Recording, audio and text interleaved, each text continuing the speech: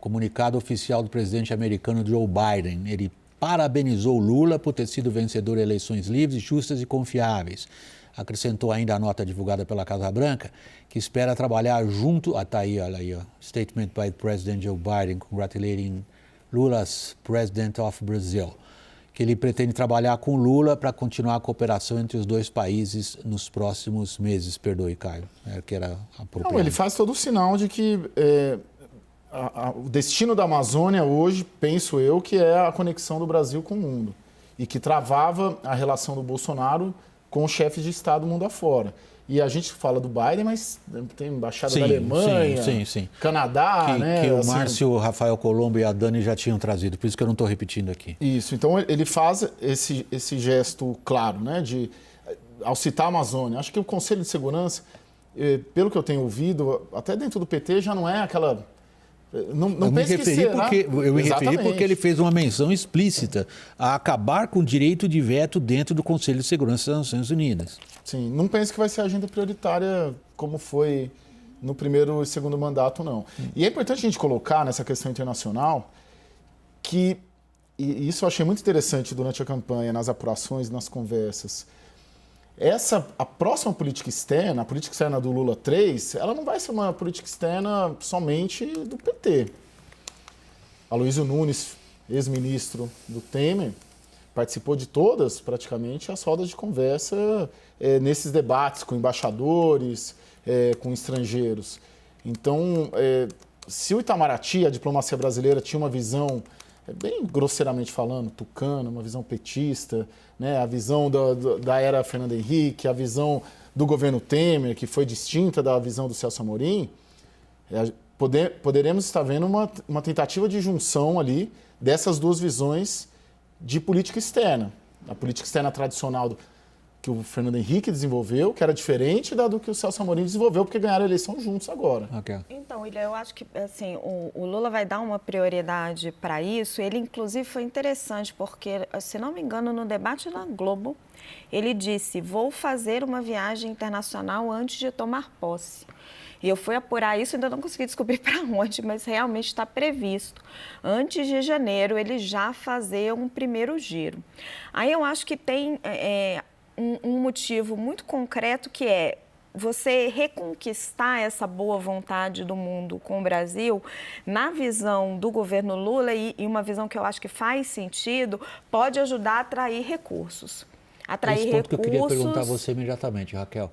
Qual foi o aceno dele a investidores estrangeiros? Em que campo, me pareceu, do meio ambiente?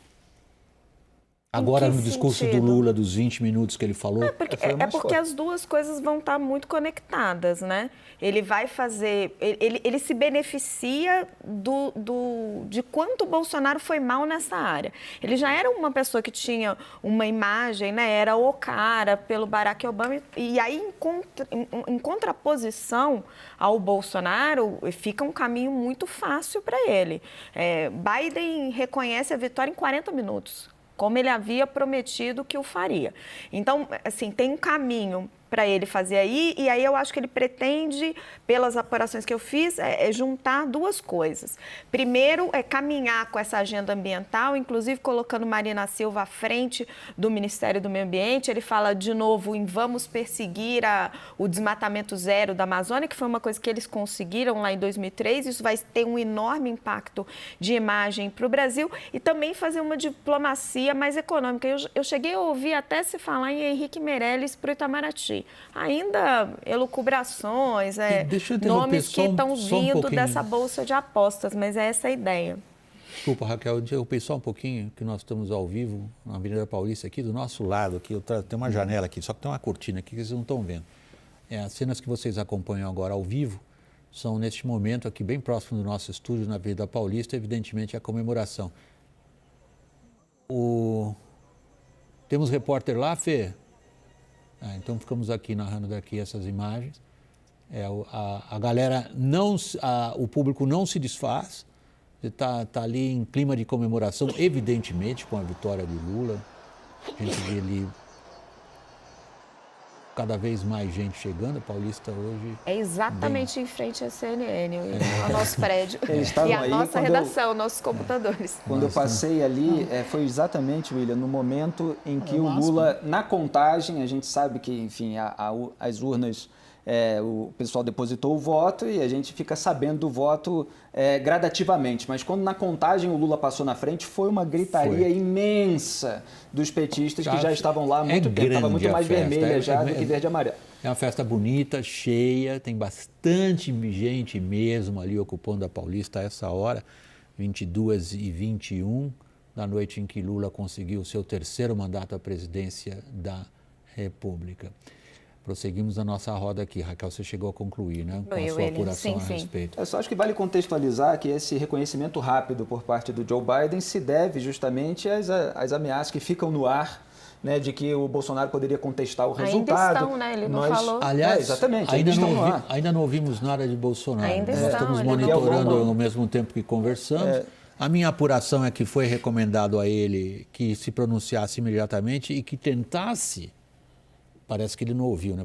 Não ouviu a recomendação que deram a ele, segundo a minha fonte, que reconhecesse a derrota antes que o governo dos Estados Unidos o fizesse. Porque seria ridículo reconhecer depois, né? Essa que é... Bom, mas estamos então no ridículo. Já Já estamos nesse cenário. Eles podem estar, inclusive, avaliando onde que eles poderiam questionar, se vale a pena levar adiante a história da inserção das rádios, que a gente mostrou aqui tecnicamente, analisando item a item. Isso gerou, inclusive, o arrependimento do Fábio Faria de ter feito aquela entrevista coletiva, na qual ele citou 154 mil inserções que não teriam sido veiculadas. Depois esse número desapareceu do documento apresentado pela campanha ao TSE.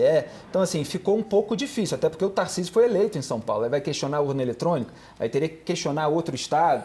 Então, assim, essa linha eles abandonaram há algum tempo. Pois é. Vamos ver qual vai ser a postura dele. A percepção que eu tenho é que ele não tem apoio institucional, assim, nem nas Forças Armadas, nem no Congresso, acho que talvez seja a mesma percepção você tem ouvido, do Caio.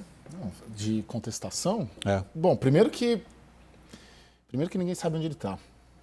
Os aliados mesmo, coordenação da campanha, tentaram procurá-lo, os presidentes de partidos da coalizão, não o localizaram. Do que eu peguei de temperatura com militares, também mais ou menos na mesma linha.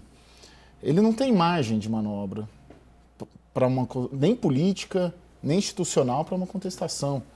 E isso não é de hoje, isso a gente sabe pelo desenrolar todo. Dessa última semana, principalmente.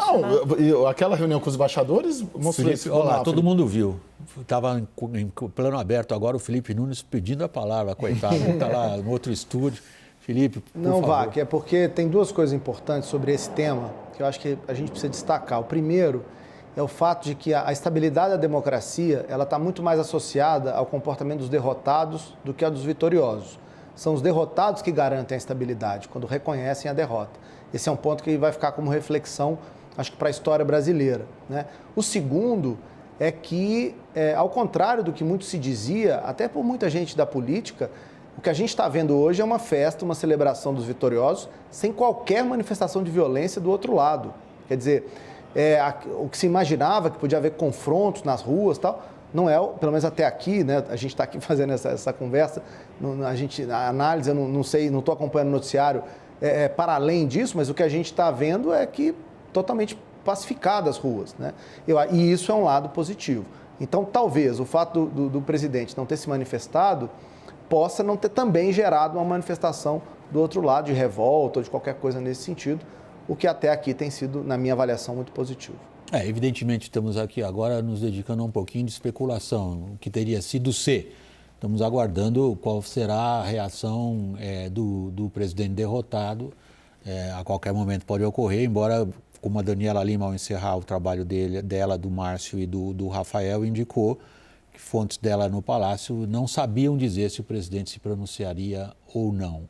O que se pode... Estamos especulando, Felipe. O que se pode esperar do presidente? Olha, do Jair Bolsonaro se pode esperar tudo. Agora, é claro que ele tem a oportunidade, ele tentou, houve muitas reações preventivas para que houvesse esse cenário de aparente pacificação que a gente está vendo agora. né? Não é uma coisa assim que seria natural se tudo seguisse conforme as ameaças bolsonaristas. Ele pode reconhecer a derrota, mostrar que defende a democracia e, quem sabe, até acusar, né? Eu tinha até antecipado isso umas semanas antes. Olha aí, disseram que eu não aceitaria, que eu faria isso, que eu botaria tanque na rua, isso tudo é mentira, tudo é histeria da imprensa, etc. Ele pode ir por aí. Agora, eu acho que eles estão em baque. Eu acho que eles estão bastante desnorteados com essa derrota, por mais que o Lula tivesse liderado as pesquisas, eles estão precisando de um tempo para digerir isso tudo e, é claro, para bolar alguma estratégia, porque esse primeiro pronunciamento pode direcionar o que vai ser o bolsonarismo nos próximos anos. Então, eles estão tomando cuidado. Vamos pegar esse ponto, até o Felipe também, eu estou vendo ele pelo telão lá, concordando, e colocar a avaliação de vocês, começando por você, Caio. Vou fazer uma comparação, tá? Entre Brasil e Estados Unidos. A gente viu, por exemplo, Trump derrotado, isso não significou de forma alguma que ele tivesse perdido a figura que ele que praticamente capturou o Partido Republicano nos Estados Unidos e deve ter uma vitória importante nas eleições da semana que vem, de meio termo. Vamos trazer essa comparação para o Brasil e nos perguntar qual é o papel que Bolsonaro tem na condução e na liderança de um movimento como até agora ele veio fazendo. Completamente. Se ele está na mão dele, eu achei muito legal que o Felipe fala do papel da estabilidade política, está muito mais no derrotado nesse momento, ainda mais o derrotado sendo presidente, do que do eleito. Eu penso que a oposição, ele tem condições de liderar a oposição, mas é preciso ver de que forma. Dentro do Congresso, eu repito, não vejo vai ter o Lula, Bolsonaro poderá conseguir manobrar ali, né? Tem o Flávio no Senado, tem o Eduardo na Câmara, mas enfim, talvez a oposição maior, a maior capacidade de mobilização dele continuará sendo a rua e continuará sendo nas redes sociais, né? Sinal do nosso tempo, né? Democracia digital, democracia 3.0, por aí vai. E talvez eleição municipal daqui a 2 anos, porque mesmo nos estados, se pegarmos o perfil dos eleitos alinhados ao Palácio, hoje, ao presidente Jair Bolsonaro, não é um perfil semelhante ao dele. Pra gente Daí a razão na minha questão. Não é? O Tarcísio não é assim. O Jorginho Melo, Santa Catarina, não tem esse perfil super belicoso. É difícil para ele. Agora, ele tem as redes. E ele pode, sim, conseguir fazer uma oposição dura nas ruas. Vamos ver com o Felipe Nunes, Felipe, em que medida a figura do derrotado é sempre um problema para o condutor, né, de um movimento político, ainda mais o movimento político populista. Lula e Bolsonaro preenchem os requisitos clássicos da ciência política em matéria de populismo. É sempre grave para eles esse momento, e é um momento no qual, se a gente pode olhar outras histórias de líderes populistas ao redor do mundo, onde eles naturalmente caem na posição de fui vítima de algo que me impediu. Bolsonaro vem dizendo que ele é vítima de um monte de coisas, porque traduzido o sistema, desde o primeiro dia que ele começou a governar. Qual é, no ponto de vista agora, por isso que eu estou trazendo a você, Felipe, que trabalha com dados de averiguação de formação de intenção de voto e de opinião. Em que medida essa figura é afetada, se deteriora, perde um pouco da sua projeção e capacidade de controle do movimento político por força da derrota ou não?